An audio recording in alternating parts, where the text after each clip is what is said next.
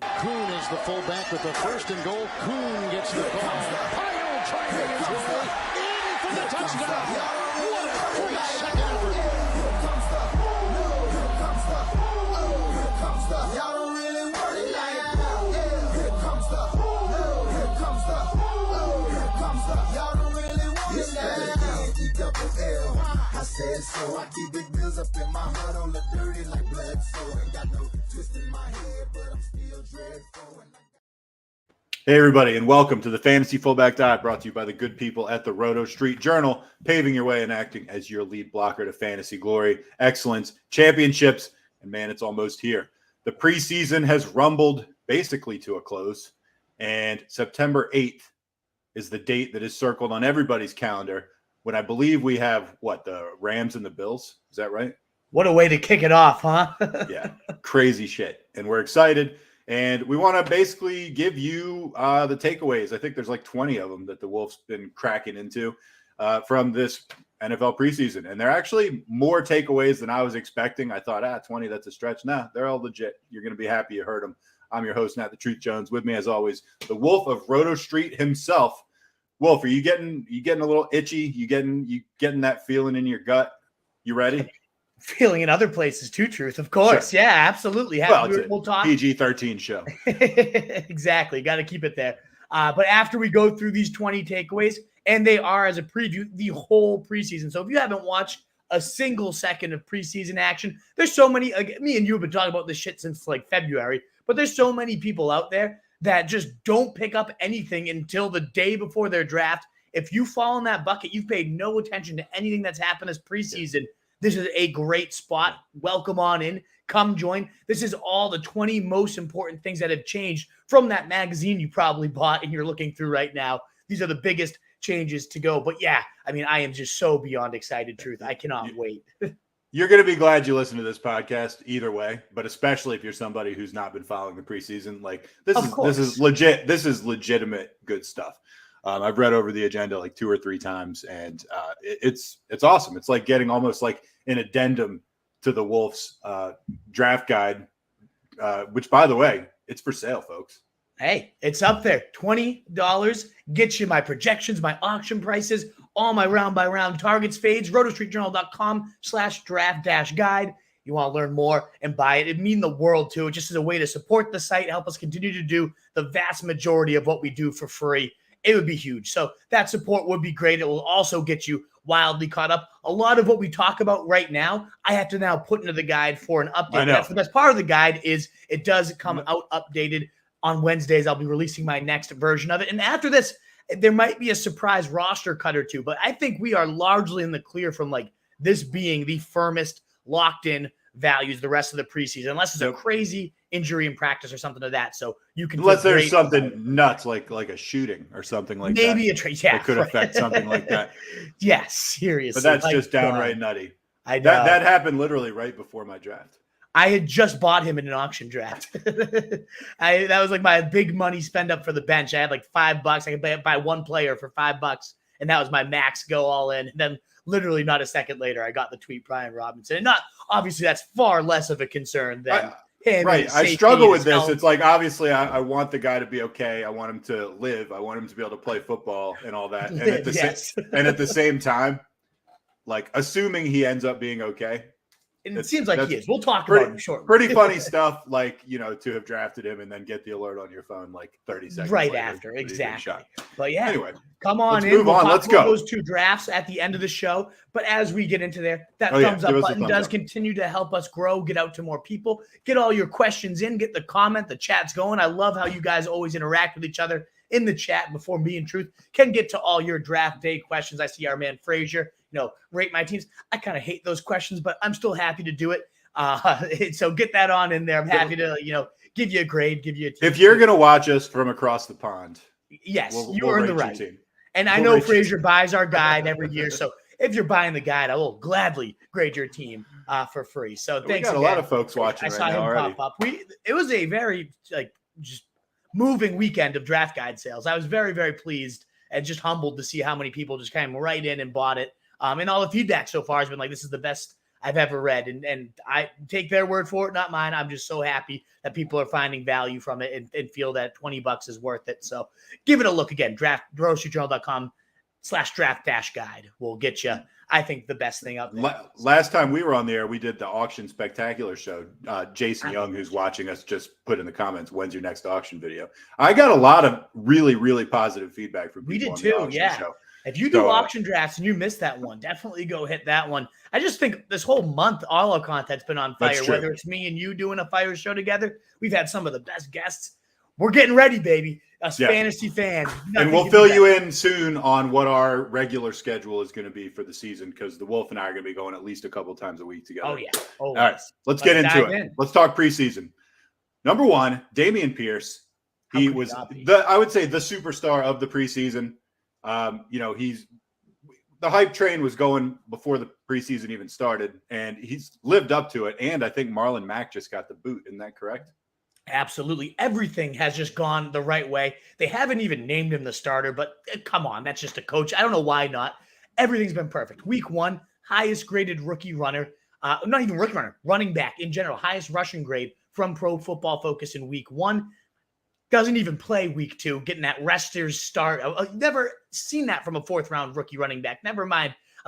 It was just beautiful. So you get the starter's rest in week 2. And then week 3, what does he do? Plays every single snap in the first drive, including third downs, goes 6 carries, 37 yards, and a touchdown. Decisive, explosive, dangerous. I mean, so shifty. All the things you loved about him coming out of college. The only thing that you didn't love about him coming to college is he didn't handle a big workload, only 106 touches, but he was so damn effective. He scored a touchdown on nearly 7 touches. That was all it took. He averaged a touchdown every 7 touches. That is just insane efficiency. 4th in Graham Barfield's yards created after everything. Just everything about the guy popped in terms of efficiency. He just wasn't getting the work. And now there's nothing. There's not even Marlon Mack is in his way to just getting 250 touches. You know, this reminds me of truth. And it's not just because they're Texans running backs. Give it to me. It was way back in the day. And this guy won me a league. I will love him forever. But it's Arian Foster. And I got him to say Arian Foster well before the hype storm started in the preseason. We drafted really early that year, and he crushed my Patriots the year before. I was like, this guy really could start here. He looked really good in the one time I saw him start last year. I'm going to go for it in round 10. Why not? By the end of the preseason, he was going round 4 to 5, 6 range. And that was way too low. And it ended up, he scored like 25 touchdowns, was the best player in fantasy, so that still was too low. Now, I don't think Dameon Pierce has an Arian Foster 20 touchdown season, but I'm also saying, just because it's like I was getting this guy at pick 140 a month ago, just because I was getting him so cheap doesn't mean I'm going to stop taking him because his price has gone up. There is a point, the cutoff point. I'm not taking him over Allen Robinson or Gabe Davis or some of those just blow-up wide receivers. But as a third running back in round 6, if he's sitting there, I still love the guy, and I'm not worried about the price explosion. People know. People are on notice because in my auction, like that was the guy I was saving a few bucks to try to – I mean, I had a short stack by the end, and I was like, all right, I'm going to try to get this guy for a few bucks if I can. Yeah. Where it's late, and there was a massive bidding war between the two guys with the big stacks for him. I mean, he went for like $20. Oh my God. Yeah. And that's what's going to happen. And he very well could pay that off. Like, it's not crazy. That's what the kind of main point is here is, just because he was so cheap. If you did an auction 4 weeks ago, you probably would have gone for $1. Like, and I was hoping I could get him for just a little more than that. Yeah, exactly. The preseason superstar, the biggest single riser, but not far behind him is number 2. Number 2, George Pickens. This guy did go for $1 in my league. The real deal. And mine too. So that's, maybe he's not quite on the radar as many people think, but yes. I wanted him. I was at the point where I had like 5 spots to fill and I had $5. So that's brutal. Like you hope that your dollar walks. Right. Someone else nominated him. I couldn't do anything about it. Yeah. It's frustrating. He's the real deal, and he's quite possibly the Steelers' wide receiver 2 behind Deontay Johnson. Johnson actually got a little dinged up recently. Doesn't seem like it's going to be too serious. But talk about George Pickens. You've been raving about this guy for a long time.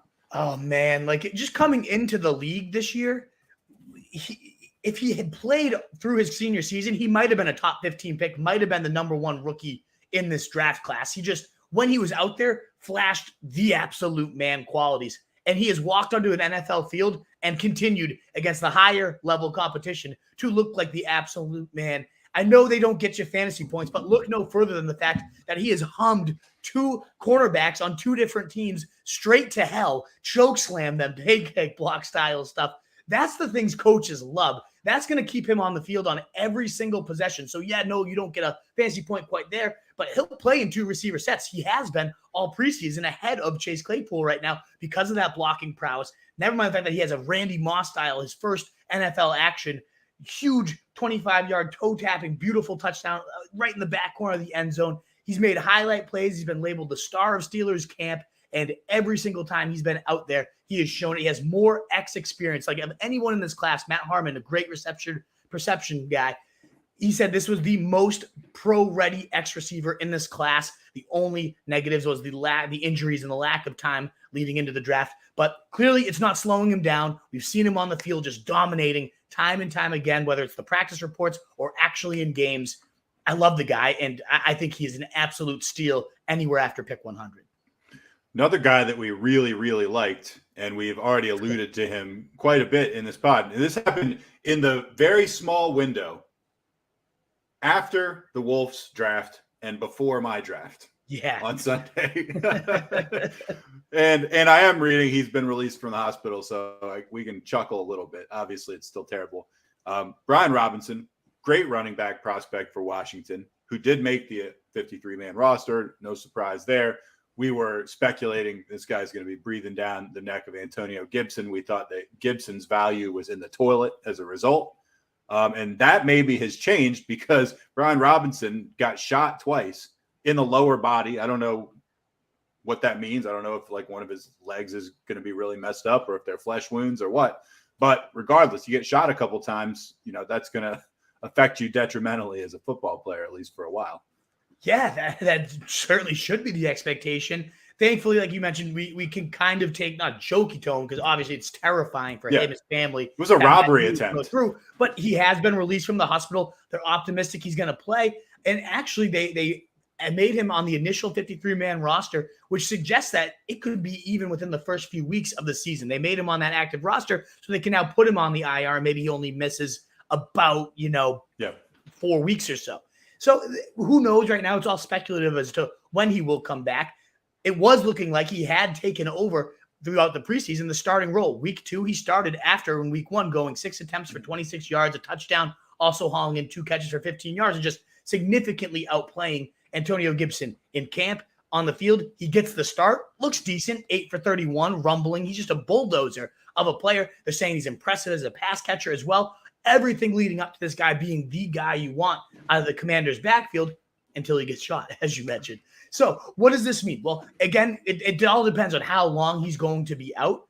But until he's back, Gibson's right back into the role that he was the running back 6 last year in. It's I'm looking at it here. 4th in rush attempts and total running back opportunities, 6th in rushing yards, 9th in total touchdowns, 6th most red zone attempts. Inside the 10, also top 6. And he was 7th inside the 5, so right at the stripe. That was the worry that Robinson, who's been hyped as like the bull, and Ron Rivera talking about how just downhill and powerful he is, that he was going to take that work. Until he's back, Gibson's got that role back, and so he could start the season real hot. This gives him a chance to potentially reclaim the starting role. And even when Robinson comes back, let's say Gibson's so impressive over these first few weeks, how could you turn it over just despite the preseason action? This really does open the door for Gibson to be relevant again. And anybody that was drafting him on the discount, I think you clearly got bailed out because who could have expected a player to get shot?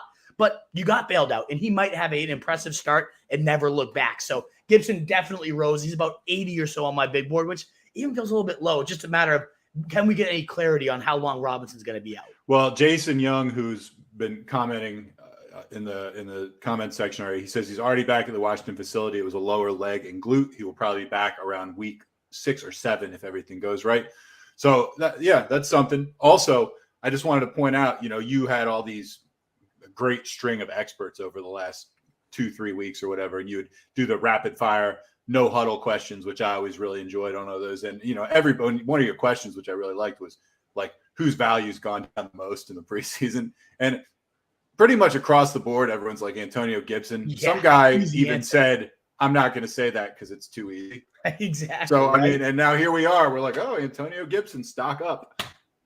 Who'd have thunk Rare it? stock up. Took a shooting. Did you see how that? It was terrible, but people like putting memes like Antonio Gibson had the gun, and then somebody comments he would have fumbled it anyways. And it's just like, So bunch of sickos in this industry. Some real sickos that we're trying to break into. Number Alrighty. 4, Sony Michel released. Man, this guy's had a roller coaster of a career, huh? Yeah. This obviously sends Chase Edmonds to the moon. Another guy I wanted in my auction, was unable to get him. I wanted him as my running back 3. Someone else wanted him more. This also improves Raheem Mostert's stock a little bit with Michel out of the picture. Yeah, Edmonds has looked great. He only played in one preseason game. It was in week 2. He had 77% of the snaps, 60% of the attempts, ran around 88% of the dropbacks. He was clearly going to do all the passing down work and a good amount more of the running work. And now the one worry I had of this 3-headed nightmare was Michel's the bigger guy. He might steal the touchdowns, take some of the short yardage work. But now that he's gone, that's probably going to go to Edmonds. Maybe some of it goes to Mostert, but he's like a frail little sports car. You don't probably want to be jamming him up the middle and taking some of those big hits. And maybe Gaskin gets in there a little bit, but this can be nothing but a huge positive for Chase Edmonds and also Mostert. We mentioned him. This also opens up, Mike McDaniels likes a committee coming over from the 49ers. He knows how to use Mostert. He's going to be the clear number 2 here to Chase Edmonds. But to me, it's just that much clearer. Chase Edmonds featured back, hammer him. He does have injury concerns, though. So now Mostert will be the Mostert is the king of injury concerns. Mostert's going to give you a strong game and a half. That's why we call him the sports car, though. I mean, when he's out there, 2 of the last, from the last 5 years, he's got 2 of the fastest ball carrier speeds at over 22 miles per hour. Tyreek Hill tied him for the other 2. So, I mean, he is a rocket out of there. He has 70-yard touchdown upside in him any given week. In best ball, that's a nice thing to have. Like, you don't need to get it right when he's in your lineup in best ball. You just get the points when he rips off that. No, but he does have to be healthy and playing football. Exactly. And that's, of course, the big if. But as of now, it's looking like he's healthy. You got to imagine, Truth, they wouldn't have released Michel if they had any concerns about Mostert's longevity. How could you not have concerns, though? Like, I mean, I hear what you're saying. How could any rational human not have concerns about his durability? And I'm sure they do in that sense, but I just mean his availability for week 1, because he hasn't been playing in the preseason. That's just probably keeping him a bubble wrap. I mean, some people were speculating, is he hurt? Are they worried about his week 1 availability? You have to feel a lot better about that. They would not have released Michel until they felt good. But I fully expect him to be ready for week 1. Week 2? I don't know. Week 2, who knows? Right. All right, let's go to number 5. Rojo, CJ's boy. Ronald Jones returns, hurting the stock of all the Chiefs running backs, especially Pacheco. Speaking of Chiefs running backs, there's one team in my league after the auction who's his top 2 running backs, Breece Hall, Clyde Edwards-Helaire. Have you ever heard a grosser running back duo as your top 2 guys? That's pretty horrible. I mean, are his receivers at least filthy? Not as filthy, not filthy enough to not filthy enough to justify that backfield. Like, if I had Kupp and Jefferson out of an auction and those were my backs, I'd be okay with it. You'd still feel kind of gross though. Of course, that's rolling slimy. those guys out every week. So I mean, CEH is in theory the top of this Kansas City running back totem pole, and he's still gross. Exactly. And I was actually coming out of the preseason a bit higher on CEH than I entered. I'm still on I've had the experience. I had it his rookie year. I haven't wanted to go back. It didn't burn me last year, not going back. Probably won't burn me this year. But if Ronald Jones was released, he did have a path. He was playing all of the short down and distance work. He was starting about 70% or so snap share when Pat Mahomes was on the field. It was looking like he was going to be the quote-unquote big back, the early down guy that could catch an occasional pass or 2. Yeah. And that would have been and that would have been fine. But if Rojo's here, if Rojo is now going to be the short yards back, and they cited being very impressed with his tough running in week 3 of the preseason being the reason he's still around, that makes me nervous. That makes me very nervous. Sure. And they'll pull CEH from there. Now he's just in between the 20s purgatory on a pass-first attack.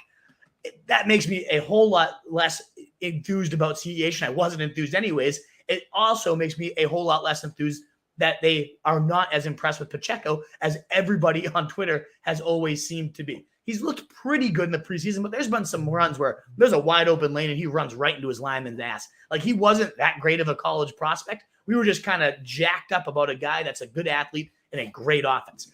It doesn't always work out. He's still going to make the team as the kick returner. He still could end up ascending to the running back 2 role. He could be a decent last round stab, but I saw he started to go in like 130. I got a bunch of him when he was going at like 190, 200 when he first started to see the buzz, but he leaped up into like 130 to 140 range, and obviously that's an easy That was a ridiculous hype train. We knew that even at the time, and exactly. Yeah, he could be a late round. He could be a last round stab. But there's so many last round stabs I like more. Exactly. I'm not going to end up with them. I got some great last round stabs in my auction, and I didn't even consider them, honestly. You know who I think comes out of this the best? You know who I'm going to say. My favorite. I know what you're going to say, but I don't want any piece of him either. Jerick McKinnon.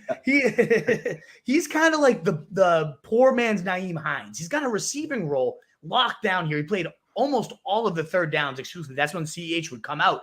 And he's looked okay, pretty explosive on his touches so far. He's just got that clear-cut third down role. We know he's going to catch passes from Mahomes. We know he's thrived in this role before. He even took over from Mahomes after the injury and didn't give it back up in the postseason because of how impressive he was. He was averaging nearly 20 fantasy points per game over that stretch. So we know he can get it done.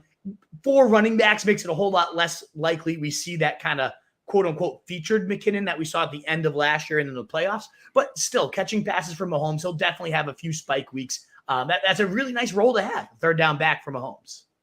Agree, and we'll just put a bow on it with this. I love that you used the term "poor man's Nyheim Hines" and used it as a compliment. Yeah, and I mean that in ADP. I don't think the gap between those two should like. Nyheim Hines is definitely a better player, but it's more so the ADP gap. You're getting Nyheim Hines at 130, and I don't even hate that price. But 190 for McKinnon in a better offense, similar role. I think he doesn't get the hype he deserves. That's fair. He's let us down before. All the screens Andy Reid loves, like I like it. Yeah, how many times have we seen players who are just like, oh, they could absolutely take off in this offense, and then they just don't. We've seen it so many times. I agree. In a perfect world, I can see how McKinnon could blow up. I'm skeptical. It's just too many years now that we haven't seen it. Yeah. All right. Number 6, the Ravens running backs are always just such a shit show. And this, I mean, it's every year, and this is going to be no different. And I'm happy to say I accurately predicted it this year. Not that was a super hot take. Yeah, the Ravens with their 7 running backs, half of whom are hurt at any given time, and you never know who. It'll surprise you to know that J.K. Dobbins' status for week 1 is, and this is a quote, certainly in doubt. Kenyan Drake has joined the team. So there's that. Man, talk about a backfield I will not touch with a 10-foot pole. I know. And it's tough because I really love Dobbins as a talent. I mean, he fits the scheme perfectly. Great in the zone, great in the power. Just a beautiful glove-like fit. He led the league in yards per carry as a rookie the last time he was out there. The guy's a great player. This is a great run game. There is a path to value. If it's going to happen, though, it's probably not going to be to the second half of the year. And granted, that is when points matter most. But at his cost, you're taking him in the 5th round right now. Give me A.J. Dillon, who we know is going to be out there from the start, who has that league-winning upside any given week, especially if something ever happened to Aaron Jones there. So, at his price, I haven't been getting any J.K. Dobbins, and this certainly isn't going to push me over the edge. If he falls, there's one time I drafted him. He was at pick 80. Okay, that's when I can go. I already had 3 receivers I loved, 2 running backs I loved, a tight end I really liked. Okay, I can go him there. But yeah, otherwise I'm avoiding it. Just now it comes down to early season, what's going to happen? Is it going to be Kenyan Drake? I don't think Drake's completely washed up. He looked pretty damn good in some starts for the Raiders last year. He had a couple games of over 16 fantasy points. Not bad. I think the guy can catch the ball well, but they don't really throw the running back, so that's not all that important. Right. It comes down to it's probably going to be a Drake and Mike Davis committee to start the year. And given how much they want to run this ball, 590 attempts in 2019, that's the offense they're trying to remold to. There's going to be volume up for grabs for however long Dobbins is out. We know Edwards is going to be out for at least the first 4 weeks. So I do think Drake and Davis as early season stopgaps. If you did draft the Dobbins or you have a little flex question mark, maybe your flex is friggin' Godwin. And I know that's a huge gap in talent, but you might be able to get like 12 to 14 points out of Mike Davis or Kenyan Drake. They're facing the fucking Jets in week 1. Like, one of those two guys, if not both of them, is going to score a touchdown, assuming they're the two starting, like, co-starters in this offense. So they're just worth mentioning here as a, couple, like a late round stab to maybe get yourself to your better flex that has some early season question mark to it. All right, we'll tie it up here. We'll end right on that. There's two things I want to add in at the end there. First thing, that information that they're playing the Jets in week 1, that was the most convincing thing you said during that entire thing. That was the one thing that moved the needle for me. I was like, oh, maybe I do want a piece of Kenyan Drake. Yeah, maybe I do want some Mike Davis. Second thing is J.K. Dobbins at 80. I still don't want him. Really? Okay. Wow. No, absolutely not. Not interested. What about Cam Akers crumbling? We kind of called this one a little bit. Yeah. Darrell Henderson a steal. Tried to get him. Someone outbid me. But yeah, I thought he was going to be worth something too. And it kind of looks like some of the stuff we were worried about. Oh, what if Cam Akers isn't any good? Well, he wasn't any good the last time we saw him. What if he's still not any good? He hasn't been great. And we should clarify that post Achilles tear. Yes, Cam that's Akers, exactly what I'm. No, I'm the original Cam. No, I said the last time we saw him. Exactly. Playoffs. Yeah, it hasn't. He still isn't able to get a full speed workout in. That makes him very questionable for week 1, given that we're just about a week away. Henderson had also been dealing with his own issues, but he did just log a full practice, and McVay was gushing about it. McVay seemed to always really love this guy, and rightfully so. I think Henderson's Henderson's to love, honestly. What's not? He's a very solid player. He played around 80% snap share while he was the starter last year, and he did pretty damn well. I had multiple games over 18 fantasy points. Just a solid guy that goes at like 120. Give me that all day. I mean, you look at the Achilles guys that get hurt. Marlon Mack just got cut. Deontay Foreman has been like, he looked okay last year, but he can't even beat out fucking Chuba Hubbard right now. And then behind them, there's nobody of even relevance that has even touched an NFL field again at the running back position. So is Cam Akers really going to ever return? You're betting against every single running back right now that's ever torn an Achilles, especially at round 4 or 5. No, thank you. There's a point where he could fall to, but to me, that gap between him and Henderson, give me Henderson because I do want a piece of the backfield. It's a good offense. It's a good run scheme, but I'd much rather take that stab at Henderson at this point at the 120-ish range. I think he's the best 10th round pick you can make right now. His auction price is like $35. I'm talking about it. So it's just like easy. I wouldn't be touching him for 20. No, I'd way rather have Dameon Pierce than him. Absolutely. Yeah, that's not even close to me at this point. No, of course not. I'd rather have J.K. Dobbins than Akers. Wow, and you don't even want him. No, and I don't even want him. This guy's falling too, just huh? Guys that you just don't want. You're like, I'm not taking that guy. Because every instinct I have is telling me like, no, don't do it. You just don't take those guys. Right. Breece Hall. We just talked about him. He's half of one of the guys in my league's starting backfield. He's not even going to start for the fucking Jets. He's getting hit in the backfield just like, everyone's like, oh, don't sleep on the Jets. They're going to be better. I was like, no, they're not. He's sucked. He has sucked. He's coming as the number 2 running back, and even against the second string, third string guys, 14 attempts, 29 yards, no pass catching as of late. Michael Carter has outsnapped him in all 3 of their preseason games together, 12-9 in the latest one. And that was the most snaps that we've seen Breece Hall get with the first team offense. It's looking like it's probably going to be a 50-50 split. So you got to consider Michael Carter a great, buy. It's similar to this Henderson Akers thing. One's going in round 5 and seems like the worst bet. One's going at 120 or so. Seems like the better bet, at least at this point right now. Carter, and the one thing I actually liked about Carter too, he fumbled, which obviously you don't like. But they went right back to him the next drive. Usually that's like the perfect opportunity to be like, oh, let's send a message and get the rookie in and get him some work. We have a good excuse to bench Carter right now. No, they went right in. They kind of confirmed we still love Mike.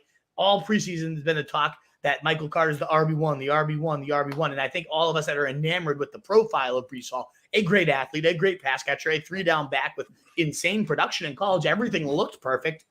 But if you can't beat out Mike fucking Carter and you're on the Jets, nothing's perfect in that situation. So he's been a plummet down the big board. And I see the logic behind saying, feeding him the ball again after he fumbled that's a thumbs up for him. The other side of that could be they don't believe in Hall. Right. And they're just like, this is the best option. Neither's good. Either way, it's a vote of confidence for Carter, whether it's because he's great or his competition is no good. But yeah, man, Hall's been a disaster. All right. Chris Godwin. He's coming back faster than expected. Yeah, man, he's been ahead of schedule the whole time on this. Week 1 looking like a very real possibility. I saw something on ESPN. It was either last night or today. I forget. It was like, people shocked by wide receiver cut by the Buccaneers. And then I was like, oh my gosh, like, who's it going to be? And then it was Tyler Johnson. I was like, yeah. Oh yeah, I'm shocked. Who's that? he was once considered a promising young, like, next big weapon for Tom Brady, the kind of guy that could fill in if they ever needed him to. And right now, I don't know if they release him if they don't feel great about what Godwin's doing. He's been playing in 7-on-7s. He was not put on the PUP to begin camp, and people are drafting him. He might miss. He probably will miss week 1, maybe even week 2. But the guy, this is Chris Godwin. Even if he missed half the season and he comes back, you're getting a top 12 fantasy guy. He's the wide receiver 6. The last time he was on the field, he has that great rapport with Brady. He plays a lot of the slot role, which Brady loves to pepper. What's not to love about Godwin besides the fact that he got hurt when that is being way too overbaked into his price? I got him for 10 in my auction. You got him in yours too, right? Yeah, I think I paid 12. Yeah. I mean, he should be going for 15 to 20. And people are just nervous, I guess, about the injury. Maybe it just doesn't seem sexy anymore. But again, wide receiver 6 last year. Now there's no Gronk. I mean, there's plenty of sexy volume up for grabs here. If and whenever Godwin does return, I play the patient game. $10-12. He's plenty sexy enough for that. I saw he goes in like round 8 on Yahoo. What is that? Round 8? If he's sitting there in round 8, I'm taking him every time. Every time. If he's sitting there around 7, maybe sure, of course. I'll take him in round 5, 6. Like, that's where he should go. That's where I have him ranked. Yeah, so he's Chris Godwin. He's 7, 8. He's like, freaking awesome. Fucking Godwin. Like, let's be real here. Let's be real. Speaking of real, Romeo, and then last pronation, I think it's Doubs. But it might be Doubs. It might be Doubs. So whatever you want to call him. Romeo. He's been great. He's been really good. Aaron Rodgers rarely hypes up rookies, but he's been hyping him up. He really hyping him up. He first started the preseason saying, we haven't had a rookie come in here since, Jordy Nelson, and those guys have all been Pro Bowl receivers since we saw this type of performance. And then there were some concerns that Rodgers did say, I really want Lazard, Cobb, and fucking Sammy Watkins out there. Yeah, that is a concern. I'd be concerned too. But he later this week just recently said the standard for Doubs will be higher than the rookies we've had in the past because he's expected to play based on his performance. Right. He's made some plays that you just really can't coach. So they have a rapport. He is at least hyping him up a little bit. And again, it's Sammy Watkins. It's Randall Cobb that he has to beat out. Those guys get hurt with a fucking blow on their knee. Sammy Watkins is going to be fucking gone. A little fucking light breeze. So it's a matter of when, not if. Doubs is going to be a starting receiver. And all he's done since he's been on the field is make plays. First 2 preseason games, caught touchdowns in them both. Every single day in camp, catching a touchdown over a very good secondary. I mean, the Packers might have the best secondary in the NFL, and he's burning some of the best corners at this level. So, again, matter of when, not if, he's making starts. And when he gets in there, I'm not convinced Alan Lazard's even better than this guy. I like Lazard. I like the price he goes at. I love that Rodgers loves him. But Doubs could be better as a player. He just needs to get into that lineup, and I don't think it's going to take him very long. Steven Drake's just threw $5 our way. Hey, we got to take that up. Thank you, Steven. How do you feel about Rhamondre Stevenson, Mike Davis, and James Robinson, full PPR? Thanks, fellas. So we're going to talk about Stevenson in a bit later. So Steven Drake, I will say this. I love him. If you don't mind holding on, I'm going to give that take shortly. But I want to keep it in order. I know you'll be here for it. So I don't want to not address your comment here, but we're going to get there. I promise. In terms of Mike Davis, we talked about just a little bit. I think there's some early season juice there. I really do. It's once Dobbins is back, I think he gets relegated behind Drake even. I'd rather have Drake. That helps you gauge the value. But he's been the first man out in the preseason so far. He seems to be the clear-cut guy. I like him. Robinson, we're talking about the Achilles thing. I'm not into because, Drake confirms he'll be here. So I'll save the take for when we get there. And Steve Drake says, he says, I'll be here. Exactly. Love it. Thank you for the donation, by the way. Thank you so much. But James Robinson, it kind of falls in that Achilles range. He tore his Achilles. And I don't like backs that tore their Achilles because legitimately nobody has come back yet and been effective. So, he's a fighter. He's a warrior. You're just saying that because it's never happened before. Exactly. It's not going. I mean, and I just love Etienne too. So, yeah, maybe he starts and maybe he's the big back role, but they're going to get Etienne as many touches as they can. So, I don't like James Robinson's price. Mike Davis is a last-round guy, sure, for a week or two. Good streamer against the Jets to start the year. But we'll get to the man I love out of these, and that's Rhamondre. All right, let's move on to number 11. David Njoku, the tight end 1 in Cleveland. And then you add quickly on there, and it actually matters because my very predictable quip was going to be like, that's like, it's like being the best player in Giants training camp. The MVP. right. It's true. Tight end 1 in Cleveland. Oh, man. But all right, sell me. Yeah, 2 minutes. Sell me on why it matters. So, as I've been very vehement on this podcast, until Watson's in, I don't want to trust any Browns. Nobody I'm going to draft. And that's largely the stance I've taken in my early drafts until I keep learning more and more about Njoku, and I might have to make this plunge. He played on 100% of their first string snaps throughout this preseason, 90% across all the game, 96% exactly. He's played on average, I'll go down the list, 27, he ran a route 42% of the time. 2018 was 78%. He finishes the tight end 9 that year on 78% of the routes. 2019, he ran a route 9% of the time. He was the 85th tight end. 2020, 31% route rate, 47th tight end. 2021, 51%, 22. Even on just half the snaps, he got up into that 22 tight end range. He had one game without Hooper, and he had a top 8 tight end week there. But he's playing with Brissett. So why does it matter if he's running these 90% route share? Because Brissett has targeted tight ends at a 29.4% clip. That is number 3 in the league whenever he's started since taking over for the Colts. He loves peppering his tight ends. So, yeah, I know it's Brissett and it's gross, but we got a guy that's going to be the clear-cut number 2 option in this attack, maybe even the number 1, given the way that Brissett likes to target the position. A freak athlete, one of the best ones. The number 5 paid tight end in the league right now after that huge extension they gave him. They've talked all offseason about how they're going to make him a focal point of this attack. And if anybody has actually benefited from Jacoby Brissett being there, it's going to be David Njoku, the new tight end horse. Did I convince you at all? You convinced me that there's more reason than I would have thought to think he has some value. I'm still not running out and getting him. No, I mean, I'm not sprinting. I'm not saying I'm overextending myself, but you're plotting. Yeah, plotting to get him. And I was avoiding him. He was a guy that I would just kind of cross off, not draft at all. But the more I've studied, and a lot of just in general, sharp analysts I love, Dwayne McFarland, Scott Barrett, like guys that I've had on the show. I read their stuff and I like it. They're making really strong cases for him, and it's hard not to get swayed when people as smart as them are in on him too. Craig Sarno, not to be outdone by Drake's, adds a penny. Goes from $4.99 to $5. Says, I'm going to have given the biggest donation on this show. He says, how do you feel about Gainwell late? I can't stand Sanders. Well, you're in good company on that one. Yeah. None of us can stand Sanders. This is not a Sanders show. We all hate Sanders here. Always really have, and clearly always will. 0 touchdowns last year.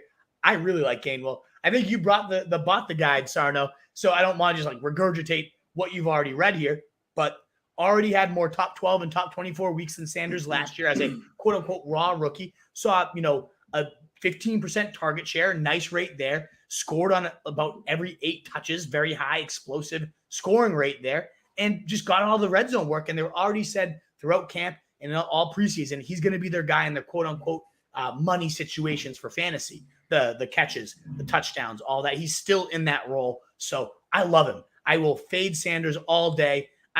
In the vacuum, I might even if I had him at the same pick, I'd probably even go Gainwell over Sanders. Never mind the fact that Sanders goes 50 picks ahead of him. So I love Gainwell, 110, 120. The only guy I like maybe a little bit more than him in that range is Darrell Henderson, who we just talked about. But I'm all in on Gainwell. I think he's a phenomenal late round pick.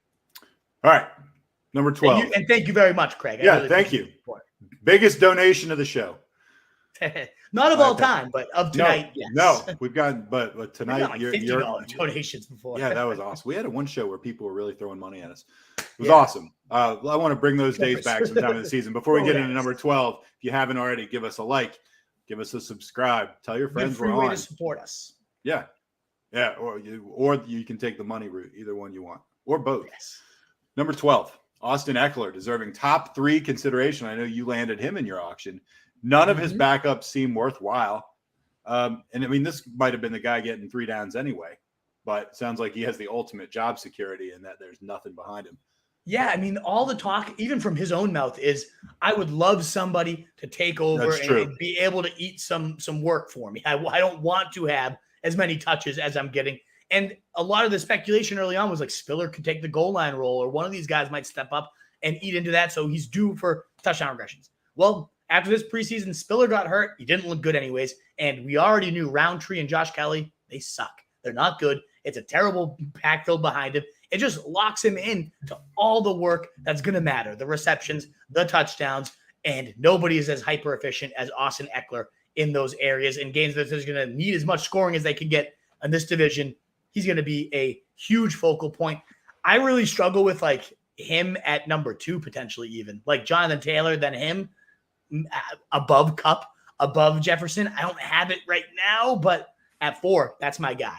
I'll just tell you, I would absolutely pick Ekeler above Kupp or Jefferson if it were a snake draft. There you go. So we got the official top 2. Would you take him over Jonathan Taylor in a PPR? No. Fair enough. I wouldn't. And I also wouldn't take him over CMC. So, I mean, you have come full circle on him. You were just like, I would never touch this guy again. He made my season so miserable. Okay. Oh, you've been exactly the same way. I've been listening to the podcast you've been doing. But here's the thing. This is why I hate snake drafts. Because if I did end up with like the 2 or 3 pick, I would feel compelled to pick CMC with that spot if he was on the board. But in an auction, I just don't go for him. Yeah. You know what I mean? I get it. Yeah, I get it. But what I'm saying is I would rather have any of those top 3 running backs and maybe a couple other top running backs over Kupp or Jefferson. Yeah, you've always been a bell cow breeder. I get it. I usually am too. Oh yeah. I don't believe there's any receiver in the game that can. It's maybe a little different in a snake draft, but can account for the massive price that you would pay for one of those guys in an auction. It would never be worth it to me. Yeah. I'd much rather have the bell cow. You saw what Kupp did for you last year. Yeah, at $14, it was a great deal. All right, number 13, 49ers running back 2 clarity. Jeff Wilson is, in fact, a bona fide sleeper. He sure is. And it's really important. Like, I wouldn't put it on here if it wasn't. But we know Mitchell. I mean, he had like 8 different ailments last year. He missed, 6, 7 games? And he's missed the entire training camp so far. The guy is definitely an injury concern. We can almost guarantee he's going to miss time. So figuring out who was going to be the running back 2 behind him was really important this preseason. And it seems without a doubt it is Jeff Wilson at this point for a few reasons. First, Trey Sermon has absolutely sucked. Shocking. Then Tyrion Davis-Price, the rookie they drafted, has absolutely sucked. CJ hated him, so not all that shocking either. Then Jeff Wilson, he's been, quote-unquote, way more explosive in camp. Looks much healthier after coming off of that ACL injury. Looks like he's been putting together the best case to even share work. He's added, quote-unquote, speed and wiggle. Don't forget, this guy led the 49ers in rushing yards and rushing touchdowns just 2 seasons ago with multiple 30-point days. I mean, he has humongous spike week potential, and now he's looking back to that old self. They also just waived JaMychal Hasty, who was maybe threatening for 3rd down work here, but Wilson, by far their best pass protector, probably their best receiver too. So ultimately, maybe the 3rd down back with some early down, share with Mitchell, and then you got the handcuff, massive upside with this guy. I'm all in on Jeff Wilson, and I know I've been there before, but I think he just wasn't himself last year, and I kept going back to the well because you know how it is. When you have a player that's won you titles, he won me titles 2 years ago. I had to keep going back to him. He was not worthy, but if he's back to the old Jeff Wilson, and dare I say maybe even looking a little better in a better situation with a more injury-prone guy, I like him. I like him a lot, and you can get him for absolutely free right now. I want him on all my teams as a last-round running back. All right, let's talk about another running back, James Cook. Is he kind of overvalued? What? Kinda. It's tricky. It's really tricky because I like the player, and he's flashed a bit this preseason when given the work, certainly in preseason week 2. He had a couple of runs. Like, is that Dalvin? Is that brother Dalvin out there? But I just think he's a little overhyped at this point because he's running as the clear running back 3. He's behind Singletary. And the thing that I don't think any of us saw when we were drafting him in the top 100 picks is he's also behind Zach Moss right now. I don't know that 100% stays. He should inherit the receiving down work, but Singletary's been certain metrics tell you he's a terrible receiver, but he got it done for them last year. Zach Moss has been in there as a great pass protector in a lot of passing downs as well. I do love drafting James Cook in a keeper league because both Singletary and Moss are free agents, and they might re-sign one. Maybe they even re-sign 2. But let's say both of those guys are gone and they really like the development of Cook. This time next year, we might be talking about this guy as a top 2 round pick, a featured back in the Bills offense with some good talent. Like keeper league, I love it. Maybe even late season stretch if like he just shows he's too talented to keep off by mid-year. But it's very clear right now he's behind both of these guys. And it's really just, again, Zach Moss emerging as the number 1 red zone guy, the number 2 back in general, scoring 2 touchdowns in their week 2 preseason game with the Josh Allen unit. Has Zach Moss become a late round sleeper? I like Jeff Wilson more, but I also really do like Zach Wilson. If we're talking round 18, 19 on these like 20 round best ball drafts, Zach Moss not a horrible option. And I get sick saying it because it's Zach Moss, but he's looked good. Just to clarify, a second ago, the Wolf said that he really liked Zach Wilson. He meant Zach Moss. I meant Zach Moss. Yes. Right. You don't want to get too close to Zach Wilson. No, God no. Zach Wilson's horrible. Keep your mother away from him. Right. You don't want to have him over for the family dinner. And if you do, you better keep an eye on him. Like if he's not in the room, like you better make sure your mom's in the room. Exactly. All right, number 15, the ups and downs of Justin Fields preseason. I mean, you know my feelings on this guy. Yeah, you want nothing to do with him. I want nothing to do with the Bears, period. Although I will admit, Cole Kmet interests me a little bit. Like if you're going to punt on the position kind of thing. And I saw Darnell Mooney going real cheap in some auctions, and I was kind of like, maybe. I mean, it was one of those things where at a certain price, even though I had no interest in him, I'm willing to take a shot on a bona fide wide receiver 1 on a team. I think Mooney's a great example of a guy that's going to go way too cheap in an auction. He went for like $5 in mine. And at that point, like I had been kind of waiting for Gabe Davis. He's the type of guy that you can sneak in there that like anyone's saving their money for the no one's saving their money for Mooney. Right. Nobody's saving their money. So he's a guy you could really sneak in there. And Adam Thielen, another guy you can really sneak in there too. So I'm with you there. Let's get back to Fields. Yeah. I'm not in on him. I'm not. But one, I know Scott Barrett is. He has him a top 10 quarterback. And he has gotten, he was Lamar Jackson 3 years ago. He was, Jalen Hurts last year. Every single year, he just fucking gets it right. And so that has me like, if he's hammering him as hard as he is, I have to reconsider it.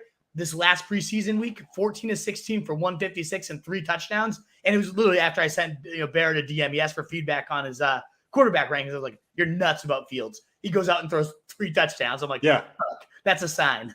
Maybe I need to be. I mean, look, Barrett is super, super smart. We both love the guy. And, he rarely misses big, especially at quarterback. When he says stuff, right. That's like, it gives me pause. CJ's been all over Fields for like forever. And I haven't batted an eye. Once Scott Barrett got on the truck, now I was all of a sudden like, all right, maybe. The concern, of course, is the line. And that's what I'm really worried about here is even though he's looked really good, at least in that last week, the other 2 games, he was running for his life the entire time. And I don't think that's going to be different. And that might lead to some Konami, scrambles and get 10 yards, get a nice little point for that. Great. At a certain point, he might just take some brutal, too many hits. And that's what I'm worried about. He's not going to have enough time. These receivers, other than Mooney, they're crap. So he's going to need some time for these guys to separate, certainly if you're taking Mooney out. So I am still worried. Again, I love that he has Barrett's blessing. I love that he looked really good in preseason week 3. I'm starting to draft him as a QB2 a little more often than I was, but still, I'm going to say I don't like him, and then he's going to go and be the Konami cheat code of this year. So we'll see. At least some promising glimpses this preseason. I've been wrong before. He has looked really good a couple times. Yeah. Okay. Rhamondre Stevenson. Drake's asked about this earlier. Said the moment Steven Drake's been waiting. Promised he would hang around. Rhamondre went cheap in my auction. He was one of these guys that I kind of $4 or $5. Oh, come on. I didn't Were have you any just money. broke at that point? Yes, I didn't have any money. Like I that couldn't is even. sickeningly cheap. Yeah, some off the air or in another auction follow-up show. I want to talk to you at some point about the flow of the auction and how it went down, because it's, there's different ways an auction can go down. Yeah. And I want to explain how this one went because it was interesting. There's like maybe 8 ways an auction can go down, and this was one of those ways where guys like Rhamondre go for $4 or $5. I really think it was 4 actually. Anyway, Chad Graff from The Athletic believes Ty Montgomery's still in the league. Ankle injury could mean more third down work for Rhamondre Stevenson. Yeah, it's a big deal because there's then this whole speculation: who gets the James White role? Who gets the James White role? And Rhamondre was one of the leading candidates for it, but Montgomery was starting to sneak in there too. And I know it's crazy he's even in the league, but he's that classic little Belichick versatile. Let's move him all around. He scored a touchdown in preseason week 2, and it was like, oh, now we got a 3-headed gross nightmare. This sucks. But he did get carted off. It's looking like it's going to be at least an early season multi-week injury type of thing, which could give Rhamondre a real path to establishing himself as the guy. If he earns it, he looks great. I can't imagine they'll go back on it. And he's got some pretty interesting receiving stats about him. Looking at since 2016, this is an interesting one. Only 4 Power 5 running backs since 2015 have averaged over 100 rush yards and 35 plus receiving yards in college. Christian McCaffrey, Dalvin Cook, Joe Mixon, and Rhamondre Stevenson. That's pretty damn good company to be up there. And then he also, 1.76 yards per route run. That's 15th in the league last year on his 70 pass routes. He's very hyper efficient as a receiver in college. And he's also a better runner in every single metric than Dameon Harris last year. Yards per carry, yards after contact, more missed tackles forced, more generated 10-plus yard runs, explosive run rate. All of those facts were not only better than Dameon Harris, they were all top 6 among running backs. These key metrics that often determine an explosive, talented runner. He was top 6 in all of them. So a guy that might get more receiving work on a team that James White, 86 targets, 72 targets, 123 targets, 95 targets. Without James White last year, the Pats had 93 receptions to the running back position. They were scattered, but that's a shitload. They actually averaged 30.2 PPR points as a team running back. That was number 2 among team running back points last year to only the Colts. So I know how gross the Pats are. You never want to touch them, but they generated a ton of fantasy points out there. And it's looking like Rhamondre could be in line for a significant slice of the most valuable part, that being the target share, in addition to being a goal line bull. I mean, this guy could just be a monster. And another one of those, I know I'm ranting here about him, but another guy that Harris is a free agent this year. He might be gone. And if they don't, add anybody significant, what if he's a 3-down back in this offense next year too? So a great keeper league bet, but even just a seasonal bet, round 7, round 8, I'm in love with it. Who do you like more, Dameon Pierce or Rhamondre? That's a really tough one for me. Dameon Pierce. I thought you were giving me 3 names. I probably like Dameon Pierce more, but it's probably just, I think there's more just inherent sex appeal. I mean, the case you're making, the rant, whatever you want to call it, it's convincing. It's not falling on deaf ears here. I like Rhamondre. You're not soft, are you? No. I'm at least like, I don't know what the soft hard equivalent would be. I was going to say lukewarm. A firm avocado. Yeah, there you go. Anyway, yeah, I think I'd probably go Pierce. Yeah, I think I would too. Bias, there's hype. I'd be surprised if you would go Pierce also. He's someone in that like 7-8 rate, like whether it's Pierce, whether it's Rhamondre, Chase Edmonds, again, another guy we keep hyping up. Like a few people have been like, I have to get my 2 running backs early, right? And I'm like, yes, mostly. But if you don't love, let's say you're not in love with Connor and you're at pick like 24 and there's Mike Evans and there's Tyreek Hill sitting there. You can go Jonathan Taylor, Tyreek, Mike Evans, and then wait till round 7-8 and go Chase Edmonds, Rhamondre Stevenson, or Dameon Pierce probably in round 6 at this point. But there's guys, there's definitely a pocket I hate. The Jacobs, the Gibson. I don't know about Gibson anymore. Who knows? But there is that dead zone in like round 5, 6. But once you get 7 to like even 10, where Singletary is hanging out, like there's a nice little pocket of running backs that happen in that 7 to 9 range that I'm really into. And Rhamondre being one of them for sure. All right, let's go to number 17. Sleeper running backs emerging. You got Jalen Warren, you got Boston Scott, you got Amir Abdullah. Some of these names we just kind of pop up every year with kind of like, what do you think? They're going to Amir suck. Abdullah has been brought up a lot of times. Yeah, he's hideous. He sucks. But it's a good transition from the James White role because Josh McDaniels is their coordinator. They released Kenyan Drake, who was his competition for the receiving work. They were confident to release Drake because Abdullah has been a quote-unquote camp revelation, thriving in the James White role, according to them. Remember, 86, 72, 123, 95 targets. I'm not saying Abdullah's going to walk into 120 targets this year. No fucking way they'll even come close when you have Devontae Adams, you have Darren Waller, you have Hunter Renfrow. But 55, maybe, 60, maybe. They just scheme the running back position so well as pass catchers that Abdullah held out for 2 preseason games because he's one of the most valuable. Josh Jacobs was playing more than Abdullah in the preseason because they value him less than Abdullah, apparently. Like, I know that's a little bit of a stretch, but he was playing in the freaking Hall of Fame game, Josh Jacobs.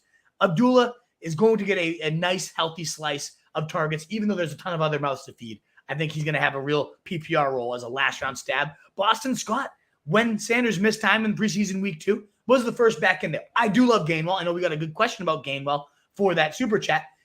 This kind of told me Gainwell, no matter what happens, is going to be that like third downish red zone guy. Somebody else is going to be the early down guy. And if Sanders misses time, that's going to be Boston Scott. 11 touches, 44 yards from scrimmage and a touchdown. Just marched down the field, looked hyper efficient. He's always that little guy, has looked solid every time he plays. He gets behind his blockers well. He's a touchdown scorer. He just really is. He had just as many top 12 and top 24 weeks as Miles Sanders. Like, that's just insane. He scored certainly a lot more touchdowns than him last year. I've always kind of liked Boston Scott. I think he's decent. I think he's pretty decent. And the last guy on here is just Jaylen Warren. I mean, Najee Harris comes out and says he was dealing with a sprained Linsfrack. Like, he says he's over it. He did play a lot in the preseason, so he's probably okay. But a foot injury before, like, that's something that could get re-aggravated. They're going to need a backup there. We know how Mike Tomlin, over 20 opportunities per game his lead running backs have averaged. And Jaylen Warren has reportedly beat out Benny Snell. They cut Anthony McFarland, so he's another mouth that's out there for this undrafted free agent that everybody in camp has been raving about, and he's deserved the hype. 16 carries for 48 yards was not that pretty, but 7 receptions for 54 and a touchdown shows you that kind of every down skill set for Jaylen Warren. If Harris ever went down and you got yourself like a 20-touch guy in this pretty decent, terrible line, but a pretty decent Steelers attack, whether it's Pickett or Trubisky, that could be a league-winning play that nobody's drafting right now. You could beat the waiver wire rush. He'd be a guy that's worth all your fab to pick up, assuming he's a star. Maybe he's supposed with Benny Snell, but that's not what Mike Tomlin does. Number 18, pause. No thoughts on any of those 3 guys, huh? He's like, yeah, they're all suck. I mean, I said what I think about Abdullah. Jalen, Warren, I don't really have any thoughts on. Understandable. Well, you know me. If I got something to say, I'll say it. You've lost your Rhamondre boner. I'm sorry. No, it's okay. I'll get it back. Pause before Alberto or Noah Fant. I never liked either of these guys, so I've been permanently on pause. I've been permanently on halt too, but they were getting drafted. In particular, Alberto is like a fringe top 12 guy. Noah Fant was like fringe top 20 guy.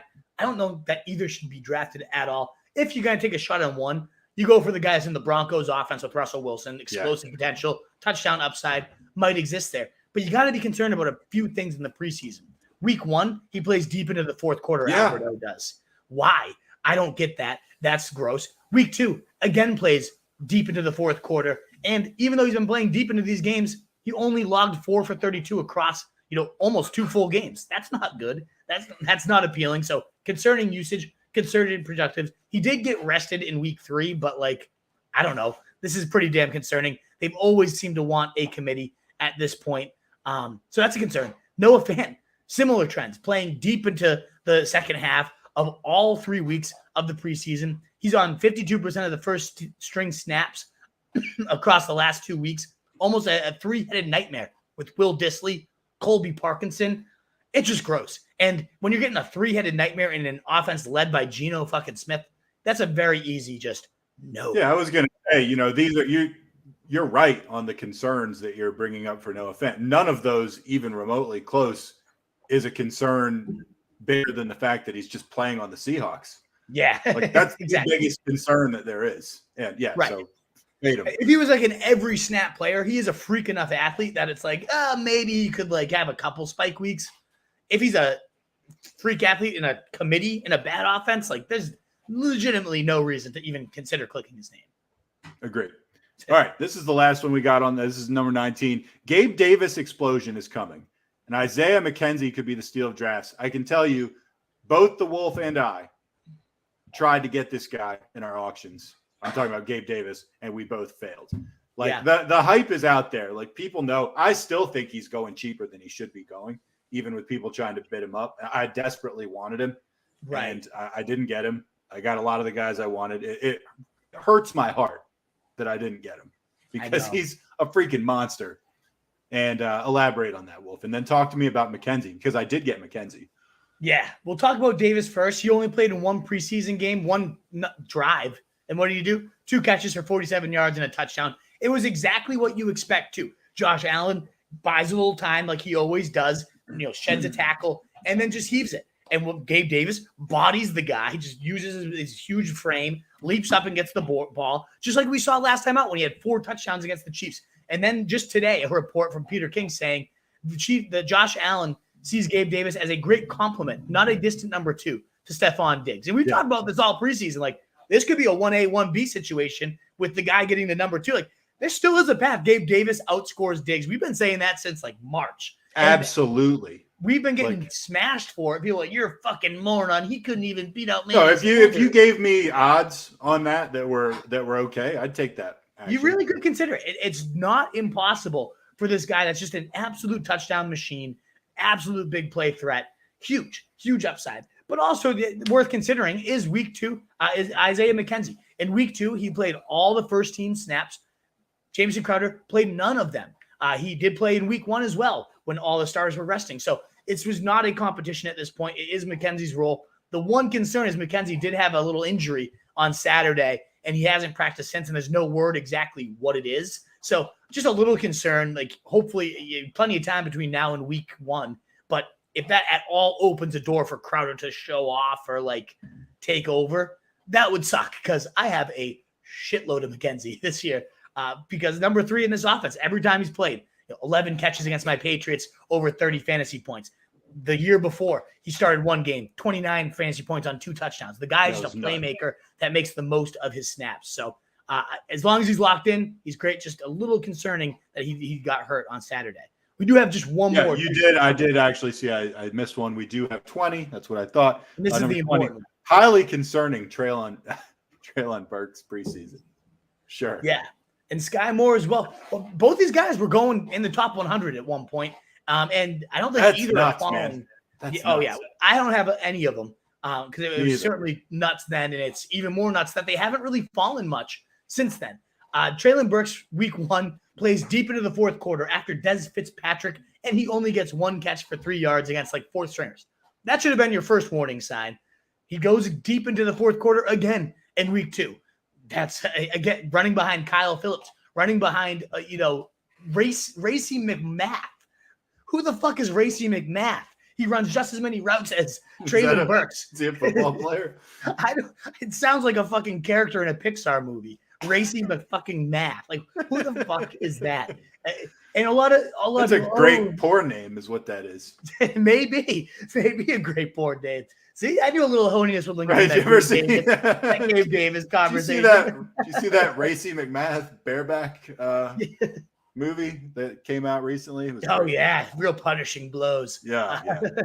But it's just really concerning. And yeah, he scored a touchdown. He got a nice PFF grade in week 3, but the writing's on the wall, and we've seen it really seems like Mike Vrabel just despises the kid. Like, he's the reason they traded AJ Brown away, and now Mike Vrabel's like, I hate him. We lost AJ Brown because of this motherfucker. I don't want him like out here at all. So I'm really concerned with him. Skyy Moore, I'm a little less concerned with because when he's been out there, he's looked pretty good and he's made plays. But he's also running behind Justin Watson, who's looked really, really good. He's used to be on the Bucs, kind of like a big body, get deep threat that doesn't seem that sexy as a player, but like he's caught a bunch of touchdowns this preseason. He's got a great rapport with Mahomes, and he's played 90% of the snaps with the first team offense, well ahead of Skyy Moore.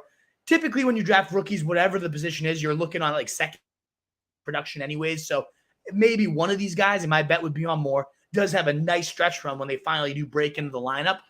But it is concerning to just not see them, because we also see rookie like Olave touchdown looking great in the preseason. Like there's plenty of rookies that can make just day one impact. And it's looking like neither of these guys are going to go, and that they're going like around Rhamondre Stevenson or some of these running backs we really like. So thank you.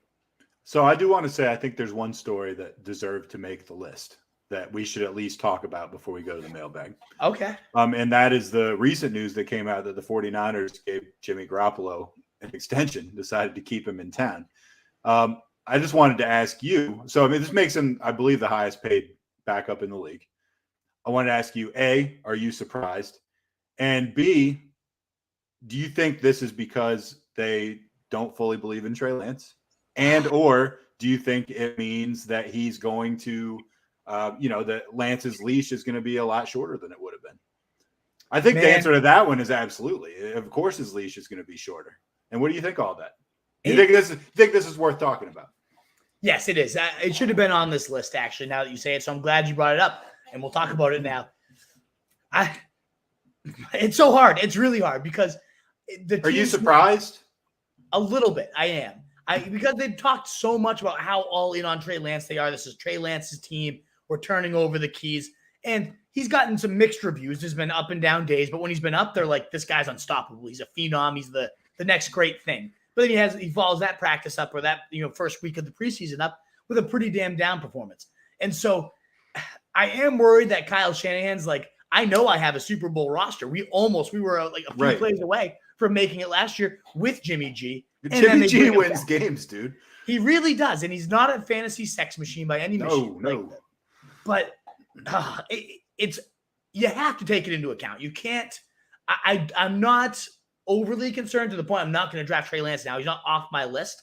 But as you mentioned, the rope is definitely the leash, certainly shorter at this point, because they clearly can win with Jimmy G. So Lance really has to be showing like we can not only win, but I'm the guy that pushes us over that edge. I do think Lance has the athletic ability to do that. I think he could just be an absolute monster in this scheme. And then Jimmy G's like, thank you for the discount. We really appreciate you just drove Trey Lance 4 rounds cheaper than he was going for, and he's still the exact league winner we expected. There is so much upside that if this guy does play all 17 games, he's going to be a monster. But there's also a lot more concern that but if he plays all 17 games, that also would suggest he's been performing at least a certain level to have pulled that off. Because like let's say he has a bad first or like a mediocre to bad, say first 3 games or 4 games. And they go 1-2. Yeah, or 1-3. We're going to see Jimmy G, right? You really could. And it definitely makes him a lot more concerning, especially in like best ball formats where, if it happens, you can always pick up Jimmy G and use him or find another guy on the waiver wire in your regular leagues. But in best ball, you've now got Trey Lance is probably your QB1 because he's going in round 7 or 8 ahead of Dak, ahead of Brady, ahead of some of those guys. That just can't be happening anymore. He has to get a bump down. I'd still take him as a, QB 13, 14, but I need to have a Stafford, a Brady, a Dak. Like he's now my QB2 that I really like, but I couldn't go in with him as like my locked in number 1, maybe with like Cousins or Rodgers or something like that. Jimmy G beat Aaron Rodgers in Lambeau, and they probably should have beaten the Rams. I know. But he always chokes too, though. And I mean, it's not like they beat Rodgers because of him, but he was the quarterback that was starting on that team. I mean, he got him to the championship game, correct? Yeah, he did. And I mean, they probably should have beaten the Rams. And if he was a little better, they probably should have. They would have. Right. Exactly. So yeah. And now Brian Martinez just jumped in and said the Niners play the Bears and Seahawks first 2 weeks. They'll be 2-0. Yes, they absolutely should be. But what if they lose one of those? What if they lose even one of those games? That's a fucking joke. And because Trey Lance went like 8 for 26 or something. Right. We'll see. I agree with you, Brian. They should win those first 2 games. I'm hypothetical. Really good point. Throwing some hypotheticals out. I'm glad we talked about it. Let's hit the mailbag. Let's do it. I thought we did that pretty well, Wolf. Yeah, absolutely. Fraser McDonald, how do you think I've drafted this year? Hurts, Ekeler, Javonte, Montgomery, Rhamondre, Keenan Allen, A.J. Brown, Gabe Davis, Jerry Jeudy, Adam Thielen, Skyy Moore. How do you have all Knox these and guys? Irv Smith? How many teams is it? Just like, holy crap. I know, is this like an eight-team league? Keenan, AJ Brown, Gabe Davis, but you somehow have Ekeler and Javonte, and like you got Judy and Rhamondre in there, and Montgomery's to work with. Unbelievable team. That's an A. Like, I don't give out A's lightly, unless this is like a 14 league. Then this is an A. Like, this is a phenomenal roster, top to bottom. Like, not a weakness. There's nothing I would say you have to go out and get. Like, you know, Knox and Irv Smith are your weak point at tight end, but considering what's around them, those are still like, I'd still love Knox. So we gotta get in some of these Scottish drafting rooms. Maybe that's where the big money is. I love it. And Frazier, thanks again for your support on the draft guide. As we get to your questions, guys, protostreetjournal.com/draft-guide. You can get my insight, my fantasy soul projections, auction values, all updated. Will be another update pushed through tomorrow on that preseason draft guide. And it just supports the site. It helps you, you know, it just shows a little bit of appreciation, I guess. And, you know, a lot of you guys get in the DMs, and we love that. And I love talking with you. But, man, like, my time's getting tight. I know yours is too, Truth. It's going to be really hard to justify, like, continually answering questions for people in our DMs if you can't give us, you know, a $20 support type of thing. Buy us a couple beers, you know. That it'd go a long way. So please do consider it. It'd be so greatly appreciated. And I promise you, if you don't like it, you don't love it, I'll refund you right away. No one's getting a refund. Your guide's awesome. There's some weed stores around here selling really good 8s for $20. Ooh. Just to give you a sense of. Looks like I got to come visit then. everything is more expensive now except weed. I love it. Denny Jennings, what's up, boys? What's up, Denny? Great to we got to see Denny for the first time last show. Yeah, that was great. We got to get some call-ins again. I know. Craig Sarno, what's up, boys? Craig, thanks for the donation before. Got my draft tomorrow. Can't wait. Trying to go back to back. Good job, Craig. Love it. Pulling for you. Sorry. Jason Young, love the content, bro. Thank you, my man. Thanks for being here. Jason comments a lot. We're going to hear a lot from Jason coming up. Hell yeah, Johnny Jason. Lau. Here's Johnny. What up, Wolf and Truth? Good to see you, gents. Can't wait to defend my title. We got a lot of guys listening that are defending titles. Yes. Looking forward to another exciting season with the RSJ crew. Thanks, man. I appreciate your loyalty. It's great to have you here. We had a pretty decent-sized crowd the whole show today.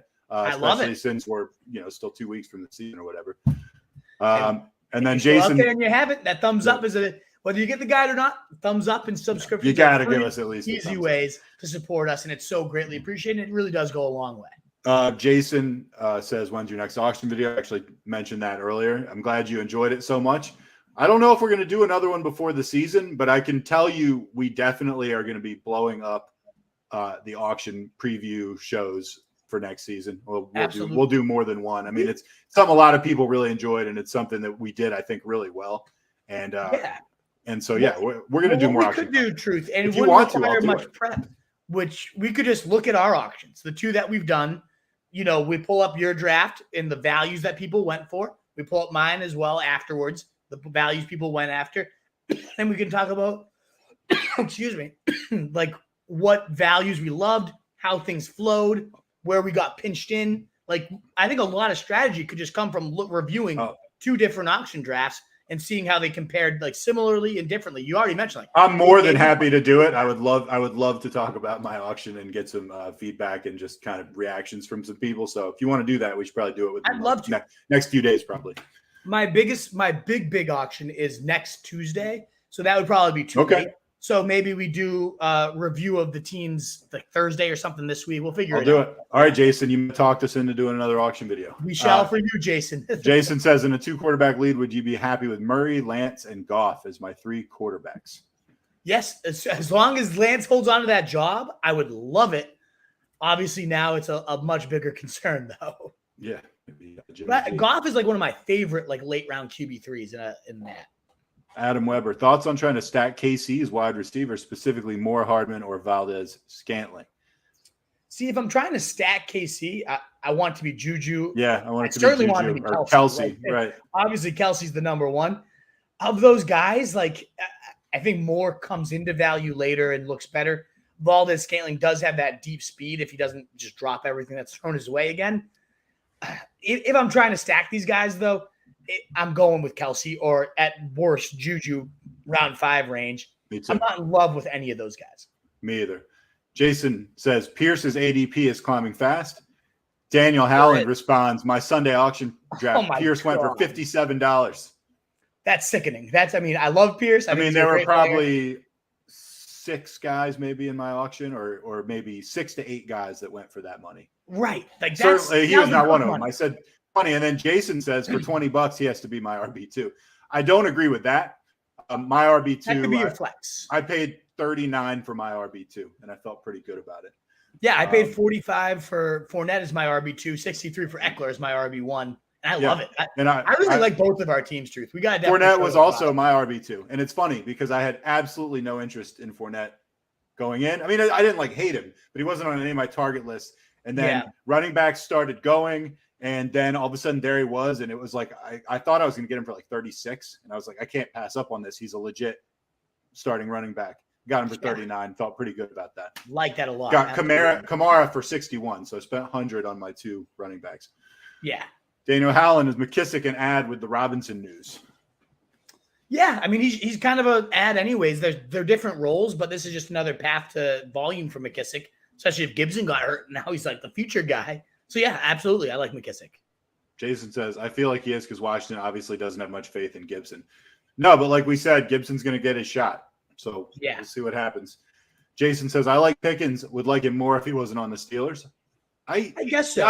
Yes and no. I mean, the quarterback situation, not great. But, I mean, the Steelers produce great wide receivers, right? Yeah, I mean, Deontay will probably be the number 1. But there's no reason Pickens, at least within a couple of years, can't take over. And there's a stat, I don't remember the exact numbers. I think it was 13 of the last 15 years, the Steelers wide receiver 1 had seen at least 140 targets. And, I know Antonio Brown dictates that. He's so damn good, but still, that's kind of the role. Deontay Johnson's walked into 160 and 150 targets back-to-back years. So who says that's not Pickens in a year or two?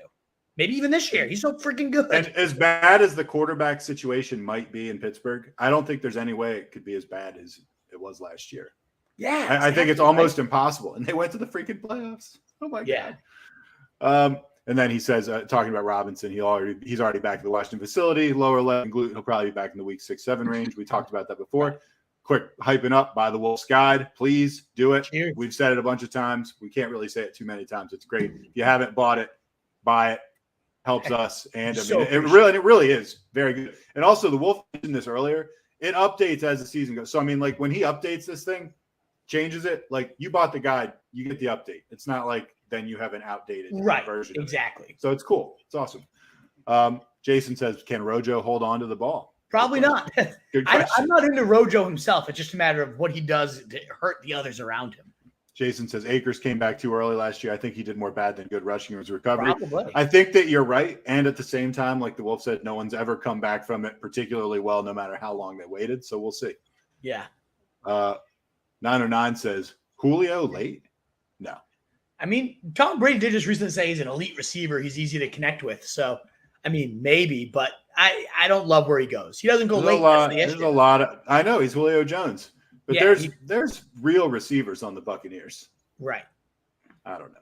Steven Drake says, I'll be here. Me either. Toon says, Gallup or Brian Robinson in my only IR spot. I'm dropping the other. Who do you like? That does come down to team need because they're right neck and neck. In a vacuum, I probably do prefer Gallup because I just don't know when Robinson's going to be back. At least with Gallup, we have a somewhat of a timeline, a couple weeks or so. But yeah. You just like Gallup more because he hasn't been shot. That's also true. Right. Jason, is Mooney going to be able to handle wide receiver 1 work? Well, we're going to find out. I think so. I mean, he separates really, really well. He worked a lot on adding a little bit of bulk without losing that separation skills. I'm a big fan of Mooney. Yeah.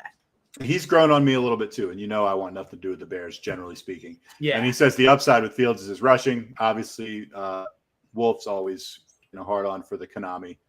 Fields does have some of that. He sure does. Daniel, who has a better season, Jalen Tolbert or David Bell? Tolbert's in the much better offense. If Watson was playing all year, so long term, I'd probably like Bell more. But this year, I'd take the stab on, especially with Gallup banged up. I'd take the stab on Tolbert. Willie G. Massey, I know this guy. Oh yeah, traded Elijah. Oh yeah, he's nice. In my auction. He loves RSJ. He listens to all your stuff. Traded Elijah Mitchell and Dameon Harris for Deontay Johnson. How do you think I did? My team is a little running back heavy, and the other team had no running back depth at all. I think you got the best player in the deal. And I mean, yeah, he picked up two good running backs. Seems like the rare trade that's like kind of fair for both sides. If you had good running back depth, at least it's tough to know without knowing your running backs. But yeah, I think that's a pretty good deal. One thing I can tell you about this guy is he has monster receivers. I think his top 2 receivers are Diggs and Debo. Oh, nice. Now he's got Deontay jumping. Will knows what he's doing. Damn. Well, he listens to a lot of RSJ, and he's a pretty smart guy. Nice. Fraser McDonald, sorry for the shitty question earlier. It's all right. Oh, it wasn't shitty. You're good, Fraser. Thinking about trading Montgomery, who should I be targeting in his value range? Maybe like a Ayuk. Are you trying to trade him for? It's so funny you put them in the same value range because like Ayuk is like a guy you could potentially get for like anywhere from like $2 to $8. I know auction, and Montgomery's like carrying like at least a $30 price tag, which is just so off. Like he shouldn't be that much. I think you're looking more at like packaging Montgomery with another player to then upgrade big. Like you had such good depth.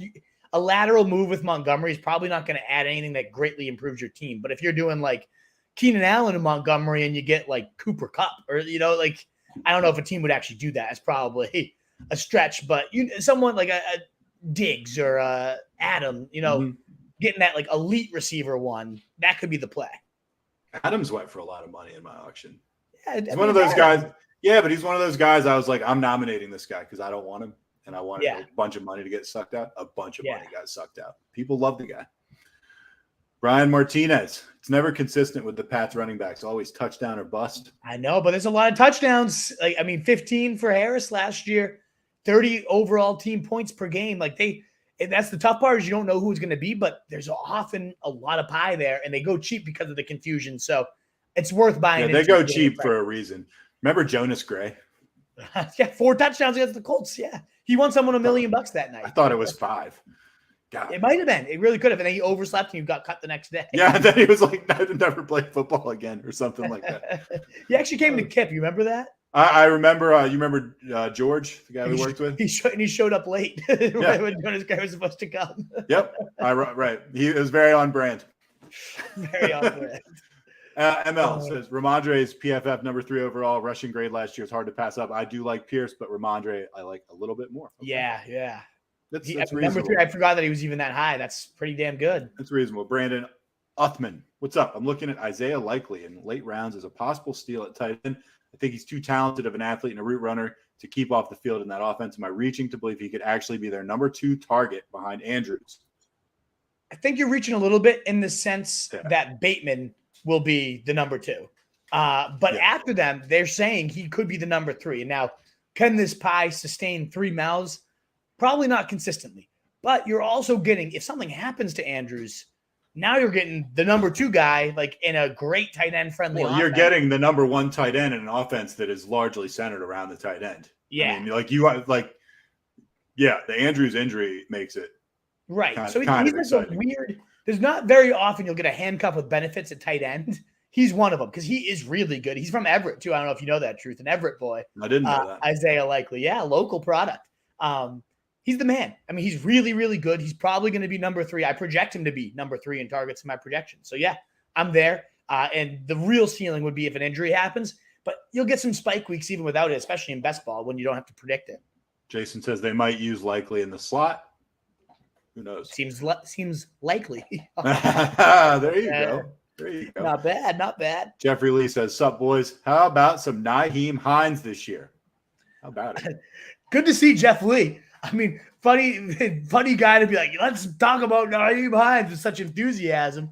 But I love you, Jeff. You're always a great fan. So good to see you. I do like Nyheim Hines somewhat. Like I think he's like a rich man's Jerick McKinnon. Yeah, exactly. The one thing I don't like, if he goes ahead of Darrell Henderson, I don't like that. I think Darrell Henderson has a big ceiling. But I like what Nyheim Hines brings to the table. They've talked about how going to be featured in the passing game this year. Just 2 seasons ago, he scored 165 half PPR points, was a top 15 PPR running back.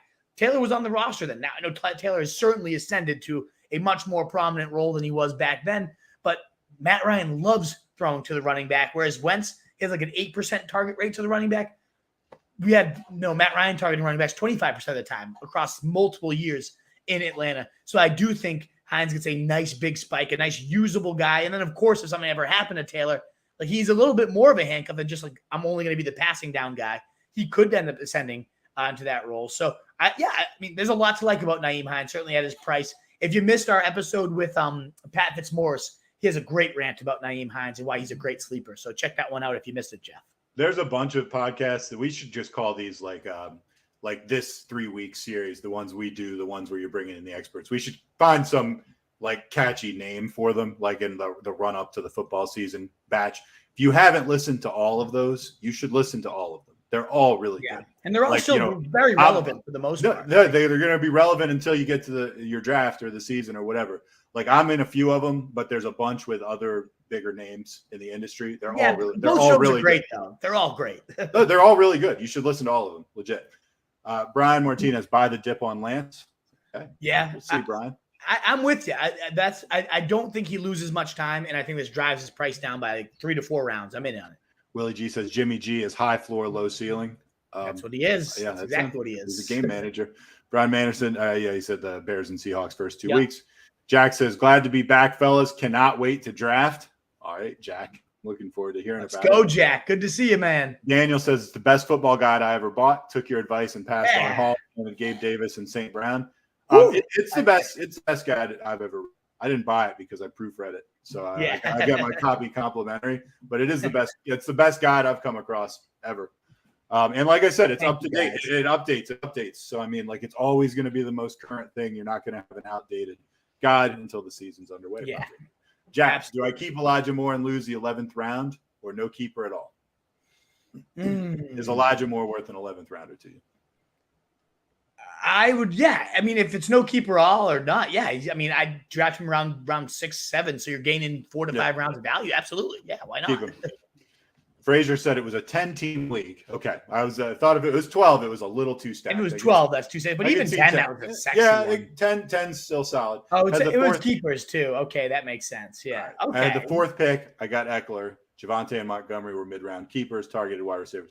All right, makes sense how you were able to build that team now. Still a good squad. Thanks for the clarification. Absolute monster.